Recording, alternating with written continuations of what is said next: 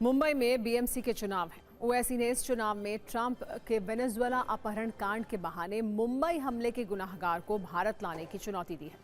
BJP को ओवैसी की timing समझ आ रही है और वो इसका जवाब भी दे रही है। एक बार सुनिए ओवैसी के बयान पर क्या प्रतिक्रिया आई है। वेनेजुएला में ट्रंप ने अपनी फौज को भिजाकर वहां के एक जमहूरी तौर पर मुंतखब शुदा सदर को एक मुल्क से, उसी के मुल्क से उठाकर अमेरिका लेकर चले गए।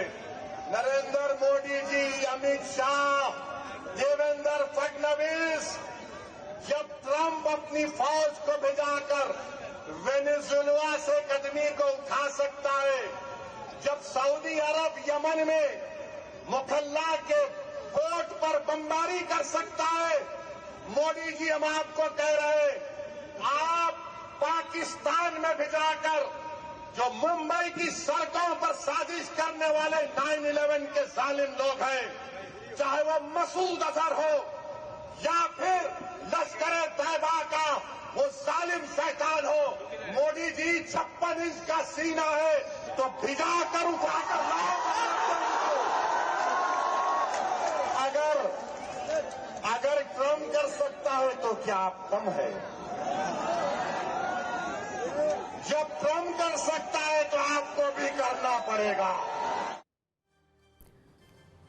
ऑल इंडिया मजलिस-ए-इत्तेहादुल मुस्लिमीन यानी AIMIM के चीफ असदुद्दीन ओवैसी ने वेनेजुएला के बहाने सरकार पर नुकीला हमला किया है। ओवैसी ने कहा है कि अगर अमेरिका वेनेजुएला में घुसकर वहां के राष्ट्रपति को गिरफ्तार कर सकता है तो मोदी सरकार को भी पाकिस्तान में घुसकर 26/11 मुंबई हमले के मास्टरमाइंड को गिरफ्तार करके लाना चाहिए।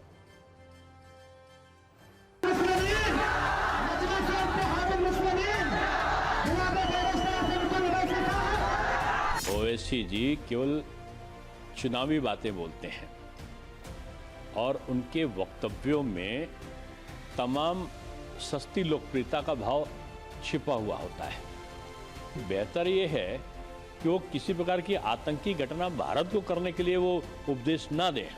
कौन कहाँ है, किसको कब उठाना है, ये हमेशा राजनीति कौन किसको रोका है।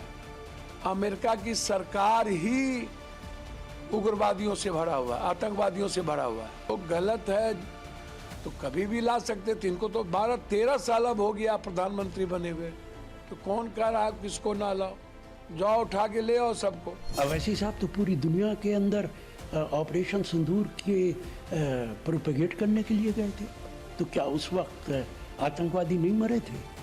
तो अगर आतंकवादी नहीं मरे थे तो ऑपरेशन सिंदूर का क्या मतलब? अरे भारत ने तो किया ना। ओवैसी जी कहाँ सो रहे थे? घर में घुस के ठोका है, गोली का जवाब गोले से दिया है। पर ओवैसी जी और उनके साथ वाली पार्टियों ने सर्जिकल स्ट्राइक के सबूत मांगे थे।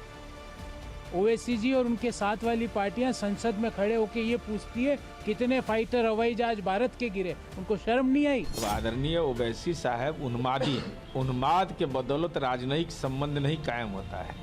इस देश की परंपरा रही है, इस परंपरा से अलग हट करके अपनी मान्यता देना।